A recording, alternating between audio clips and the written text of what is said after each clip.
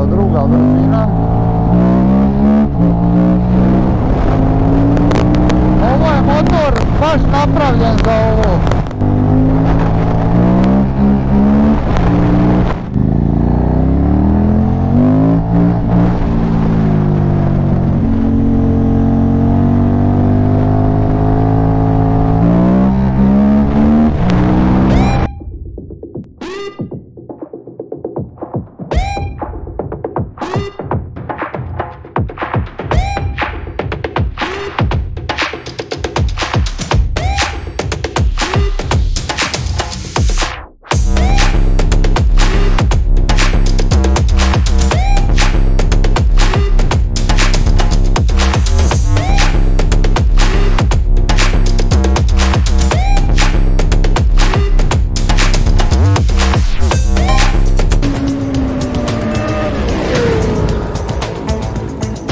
Dobar dan, pozdrav svima, dobrodošli na još jednu recenziju. Danas po prvi put imamo kratkotrajni motor ili ti ga KTM šala mala. Radi se o motoru 950 kubika SM ili ti ga Supermoto iz 2005. godine. Posjeduje dva cilindra, dakle V motor podkuten od 75 stupnjeva. Nažalost sve do 2009. išao je na karburator, svaki cilindar ima svoj karburator, da je malo nazadovalo s obzirom na njegove tako reći Supermoto konkurente, ali i dalje mislim da je ovo jedan ogroman i dobar Supermoto. Šta možete očekivati od Supermota? 100 konja, to je 98 konja, 95 Nm okretnog momenta, što znači da gasa vam falit neće. Ovo je onako motor za ludiranje i za neke možda kratke ćoše, za magistrale i putovanje. Motor ima 6 brzina i 207 kg sa svim tekućinama, ima rezervar zapremnine od 15 litara, hlađenje je naravno vodeno i sa svojih 98 konja mislim da vam zabave na ovome motoru stvarno neće falit. Problem kod ovih motora je što trebaju malo češće servisne intervale, lošije su kvalitete izrade, a cijena im je dosta velika. Znači za ovakav motor iz 2005. godine ljudi znaju tražiti po 4-5 tisuća eura, što je po meni previše za ovo. Znači po meni ovo ne može vrijediti više od 3000 eura zato što motor ima malih milijun manica. Međutim jedino što ga spašava eto taj jaki agregat i dobar okretni moment i što je jako zabavan. Ono zašto ovaj motor ima visoku cijenu, to je zato što tvornički ima VP podesivi ovjes napred i nazad. Znači to inače ljudi kupuju kao aftermarket, jel nešto da unaprijede svoj motor. Ovaj motor to ima tvornički, znači ovjes se može namjestiti u svim segmentima. Također Brembo kočnice napred nazad, karburatori su 43 mm. Puno stvari je dorađeno na motoru, lančanici, ima full Akrapović ispuk, dakle skupa sa granama. Da vam ne duljim, ja bi radije da se mi idemo malo provozati da vidimo kakva je ovo Supermoto zvjerka. Zvuk mu je dobar.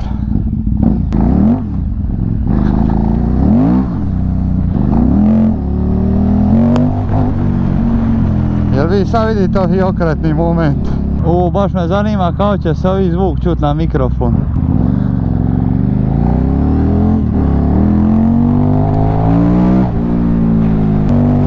Pogledaj ovo. Ovo je kao neki dodatni mjerač okretaja, jer pravi originalni zapravo ne postoji. I to mi je malo bez veze.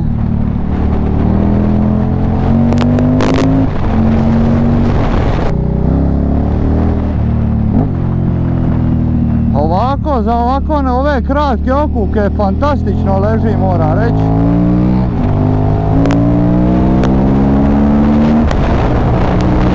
I to je to. Ovdje već postaje neugodan. Znači nije za nekakvu magistralu. Deklarirano motor ide priko 200 km/h. Međutim, na toj brzini je jako nevozan. Ovo je motor baš napravljen za ovo. Znači on je stvoren za vožnju na zadnjem kolu. Vidjeli ste kako bez kumpluga, bez ičega, samo na gas ide na zadnje kolo.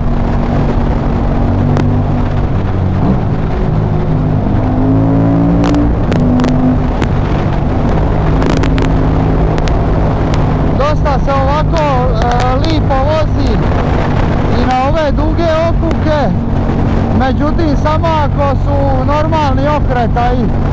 Ako idete dati ono malo više gasa, odmah postaje znači neprecizan i nestabilan, ali kao što smo rekli, ovo je ipak super moto, jel?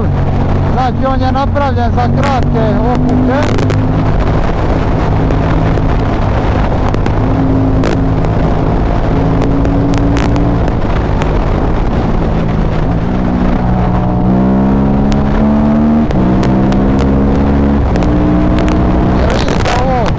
Kako se počne odmah volan trest, to se meni ne sviđa kod ovoga motora, ali šta motor okida, znači ima brutalni okretni moment.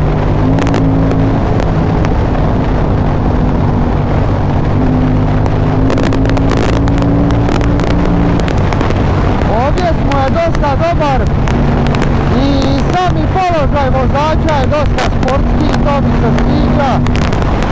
Ja obožavam, ajmo reći, taj nekakav sportski položaj vožnje. Ne, definitivno nije za ovakvu vožnju, može se voziti, ali mislim da nije napravljen jednostavno za to. Puno mi je više pasalo ono dole s početka, one male kratke okuke.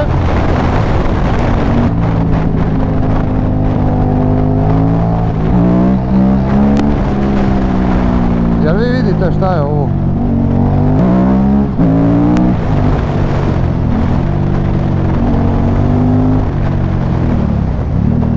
Kočnice su mu fantastične i evo ovdje ovaj motor postaje meni prezabavan.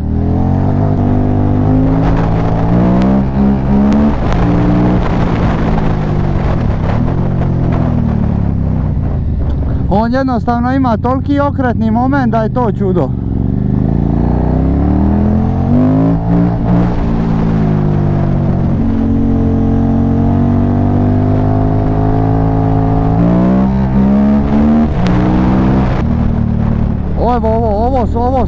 Ovo su njegove prednosti. Ovdje se on vozi bomba. Vi ne možete vjerovati koliko je ovo dobro i agilno.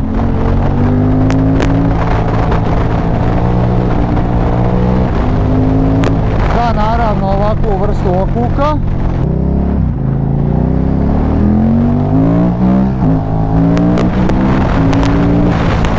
Ovdje me sad ova S zanima.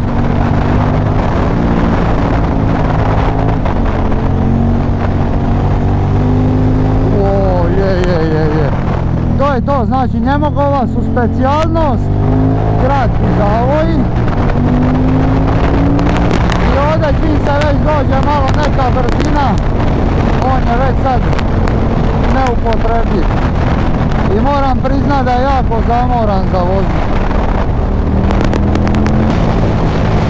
Mjenjač mu je na momente, znači mjenjač mu je nekad precizan, nekad jednostavno neće da upadne u brzinu, ali dobro, to mi je bilo i za očekivat.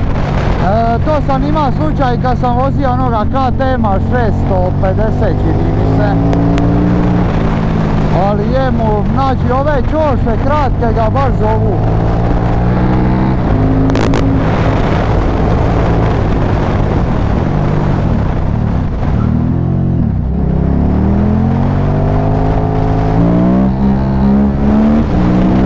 Motor cili, vibrira, šuška, to mi se ne sviđa, motor za divljak. A opet ne možete otići vi ni na put s ovim. Ako mislite otići na put, onda morate gledati onoga Adventura. Tako da ima tu dosta tih mana. Međutim, je li ipak super moto kao nekakva klasa, to je to, nećete dobiti više od ovoga.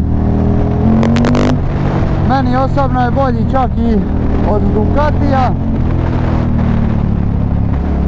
ali ne znam baš što se tiče servisa, rezervnih dijelova i tako dalje. Ovaj motor je najgori kad stoji, znači kad ga vi ne vozite, oni propadaju sami od sebe. I to sam čuo od dosta vlasnika KTM-ova, znači oni ako propadaju, ako stoje u garaži 8 mjeseci godišnje oni se počnu kvariti same od sebe, jer jednostavno nisu kvalitetno napravljeni, a cijena im je visoka samo radi ovih kao ovjesa i gluposti, ali ja recimo ne bi nikad dao pare za ovo. Znači rađe bi uzeo, ne znam, Hondu VTR sa 2 cilindra, puno mi je sigurnija i voznija nego ovo.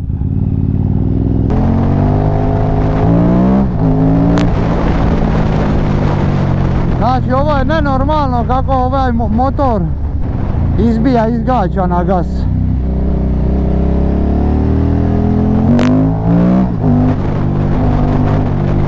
Evo, znači sami vidite sve šta je ovo.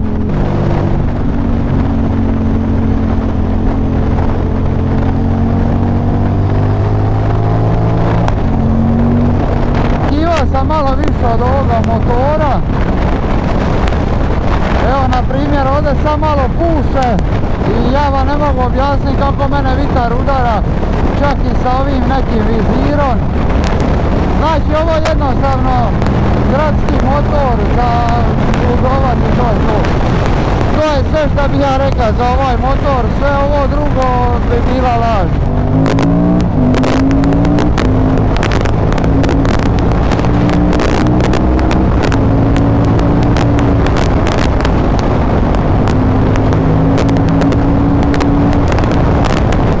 Evo, iskreno ne znam šta bi radio s ovim da ga kupim, evo.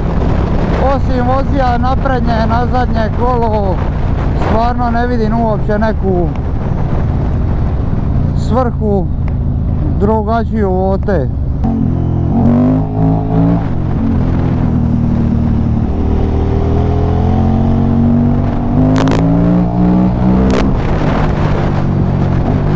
Motor je ono stvarno agilan i sve, međutim ne vidim baš neku upotrebu za mene. Neko možda traži ovakav motor, znači da mu ima ono okretni moment da more ludova s njim. Ne znam, ima negdje neke dionice sa kratkim okukama blizu kuće da se može provozati, se on stvarno fantastično vozi po tim kratkim okukama, dok je za ove duge malo bez veze. Tako da ovako, za provozat se meni je bio ok, ali da bi ga kupio stvarno ne bi, nisam nešto previše oduševljen. Evo nas nazad, šta se tiče same recenzije motora, vidjeli ste tokom vožnje da ovo nije baš neki najbolji izbor, bar šta se mene tiče, iako ne znam baš šta možete kupiti ovako snažno u ovoj klasi. Prvo što mi je glupo, ovaj motor nema tvornički mjerač okreta, ovo je stavljen neki naknadno koji ne valja ništa. Uopće ne razumijem zašto to nisu stavili. Zaštita od vjetra je 0, znači ovaj motor je isključivo napravljen za divljanje prednje, zadnje i za baš kratke okuke. Ići se negdje provoza 30-40 km i vratiti se kući i odmara cijelo popodne. Jer motor je stvarno težak za vozit, je on agilan i to, ali vas umara, jer je cilj je nadrndan, ima masu snage, eksplozivan je, a vi jednostavno ga nemate di vozit. Vi na otvorenoj cesti vidjeli ste, znači dođete do 130, 140, 150, on više postane nestabilan, počne se cijeli trest uvijat i meni se to jednostavno ne sviđa. Međutim, ova šuškanja, zvukovi, to nije samo kod ovoga KTM-a, 99% KTM-ova je tako. Ne znam zašto imaju toliku cijenu. S druge strane, opet vjerujem da je to i zbog tih ovjesa tvorničkih, VP-ovih. Znači ima on svoje prednosti. Prednosti bi bile sportski položaj vozača, upravljivost, agilnost, okretni moment koji je brutalan, razvijanje snage, kočnice i nekako je poseban. Meni ovo ide nekako u ono kategoriju, tamo ćemo ga staviti sa Ducatijem, Apriliom, Triumfom. Znači ovo baš moraš voliti da bi ovo kupio. Cijene im se sad kreću, da znam, 3 do 5.000 eura, međutim ti od 3.000 su u nikakvom stanju, ovi od 5 su malo bolje, međutim meni je to opet nekako mačak u vrići. Da ocjenjuje nekako motor ko motor, da bi mu možda neku šesticu i to je to. Nije zaslužio više od 6, a tih 6 bi mu da isključivo zato što ima taj okretni moment, dobre kočnice i dobar je ono za divljanje, tako reći, jel, za naprednje, nazadnje. Međutim, sve ovo ostalo, servisi, dijelovi, ne ide im baš u prilog i nema mjerač okretaja, nema pokazivač goriva, znači stvarno ima masu nedostataka, a to nije baš opravda sa svojom cijenom. Šta se mene tiče, ovo nije neki motor koji bi ja volio imati u garaži.